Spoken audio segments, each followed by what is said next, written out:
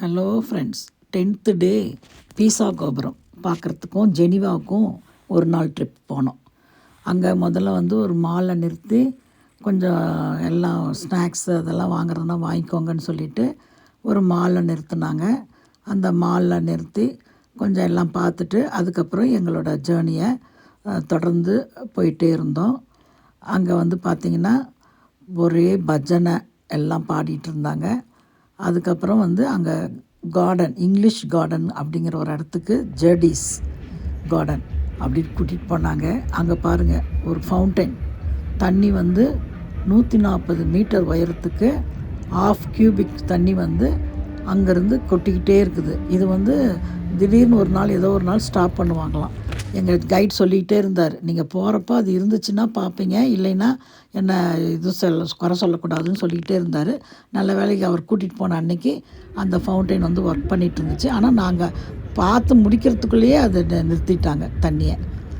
அந்த ரிவரை வந்து பார்த்துட்டு அங்கே சுற்றி இருக்கிற அந்த சிட்டியை வந்து நல்லா லைக் பண்ணி எல்லோரும் பார்த்துட்டு, அங்கே அப்போ வந்து முக்கியமான என்னதுன்னா இந்த இதில் வந்து இந்த ஃபவுண்டைன் வந்து இருக்கிற இடம் வந்து ஜெனிவாவில் தான் இந்த ஃபவுண்டைன் இருக்குது.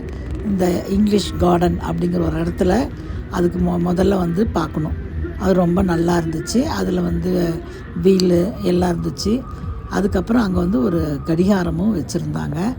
அது பாருங்கள், இந்த லேடிஸ் 2 பேரும் ஸ்டாச்சு இருக்குது இல்லைங்களா, இந்த 2 லேடிஸ் வந்து லேடி ஜெனிவா அப்படின்னும் லேடி ஹிட்டாவியா அப்படிங்கிறவங்களும் சேர்ந்து இருக்கிற மாதிரி ஃபோட்டோ. அது வந்து மான்யூமெண்ட், ஜெனிவாவோட மான்யூமெண்ட்னால் அதுதான்.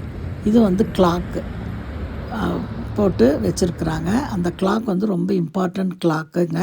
அதுதான் ஜெனிவாவோட மான்யூமெண்ட் அப்படின்னு சொன்னாங்க. அதுக்கப்புறம் இங்கே ஒரு சேர் உடஞ்ச மாதிரி, ஒரு பக்கம் ஒரு கால் உடஞ்சி 4 பக்கம் இதுக்கெல்லாம் 3 பக்கம் கால் இருக்குது. இதுதான் ஜெனிவாவில் இருக்குது.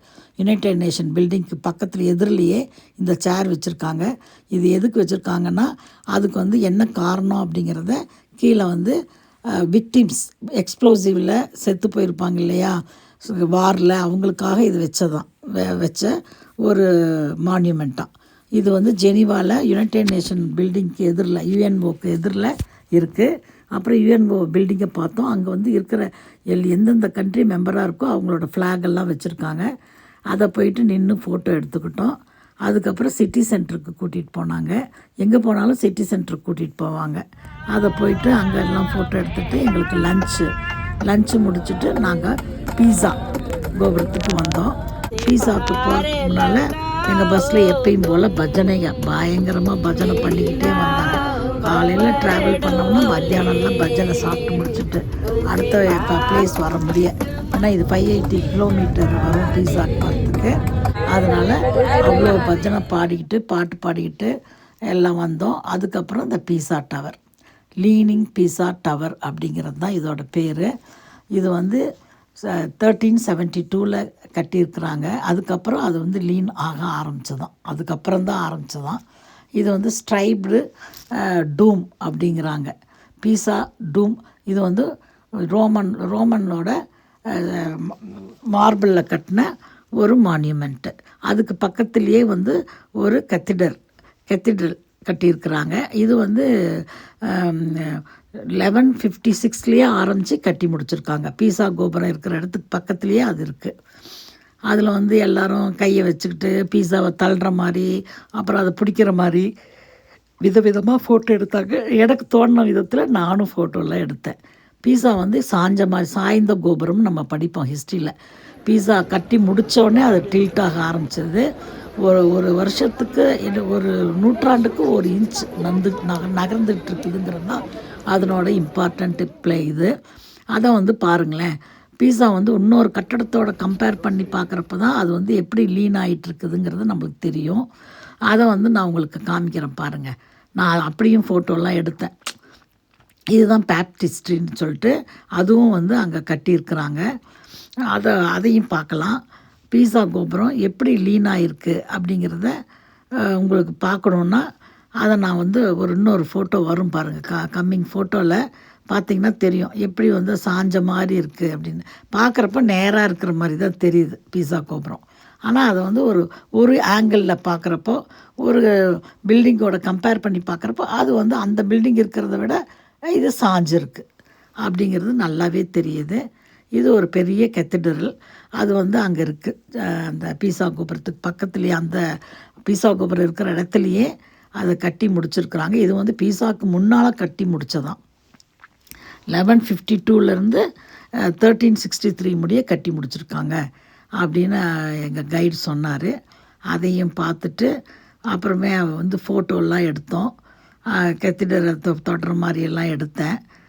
எனக்கு ரொம்ப பிடிச்சிருந்தது. ஏன்னா நான் பீசா கோபுரத்தை பார்த்துருக்கேன். சாய்ந்த கோபுரம்னு விழுந்து விழுந்து அதுக்கு ஒரு ஷார்ட் நோட்ஸ் எல்லாம் படிச்சிருக்கிறேன் பீசா கோபுரத்தை ஹிஸ்ட்ரியில். நான் ஆக்சுவலாக ஹிஸ்ட்ரி ஸ்டூடெண்ட்டு, பிஏ ஹிஸ்ட்ரி. அதனால் எனக்கு இந்த மான்யூமெண்ட்ஸ்லாம் ரொம்ப இன்ட்ரெஸ்ட்டு. பாருங்கள், இந்த கட்டடம் தான் சொன்னேன். ஒரு கட்டடத்தோட கம்பேர் பண்ணுறப்ப தான் பீஸா பாருங்கள் எப்படி சாஞ்ச மாதிரி இருக்குது, எப்படி முன்னால் தள்ளிட்டு வருது அப்படிங்கிறது நம்மளுக்கு நல்லா தெரியுது. அந்த கெத்திடரில் இருக்க அதோடு சேர்ந்து நான் ஃபோட்டோ எடுத்தேன். ஒரு ஆங்கிள் எடுத்தால் தான் தெரியும். நேராக பார்க்குறப்ப நேராக நிற்கிற மாதிரி தான் தெரியுது. பட் பக்கத்தில் ஒரு ஆங்கிள்லேருந்து பார்க்குறப்போ அது எப்படி சாஞ்சு கொஞ்சம் கொஞ்சமாக முன்னால் வந்துட்டுருக்குதுன்னு தெரியுது. ஒரு நூற்றாண்டுக்கு ஒரு இன்ச்சு நகருதான் அப்படின்னு சொல்லிகிட்ருக்குறாங்க. எப்போ வேணால் சாயும் அப்படின்னு. பட் அவ்வளோ ஸ்ட்ராங்காக இருக்குது. அதுக்கு மேலே கூட போய் பார்க்கலாம். 250 படிக்கட்டு இருக்குதான். ஆனால் எங்களுக்கு அலவுடு இல்லைன்னு சொல்லிட்டாங்க. நாங்கள் வெளியிருந்து தான் பார்த்து ஃபோட்டோலாம் எடுத்துக்கிட்டோம். ரொம்ப இன்ட்ரெஸ்டிங்காக இருந்துச்சு. அங்கே வந்து ஒரு ஷாப்பிங் மாலெல்லாம் இருந்துச்சு. அங்கேயும் பாருங்கள், 3 சீட்டெல்லாம் விளையாண்டுட்டு ஒரு ஆள் அங்கே வச்சுக்கிட்டு மக்கள்கிட்ட சூதாட்டம் பண்ணிகிட்டு இருந்தார்.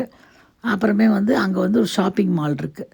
அங்கே ஷாப்பிங் வந்து எல்லாருமே வந்து பீஸா கோபுரம், கீ செயின்னு அது இதெல்லாம் விற்றுட்ருந்தாங்க. பாருங்கள் எப்படி நல்லா தெரியுது பாருங்கள், நல்லா சாஞ்ச மாதிரி. அதை பார்த்து கொஞ்சம் வாங்கினோம். நானும் பீஸா இதெல்லாம் வாங்கினேன்.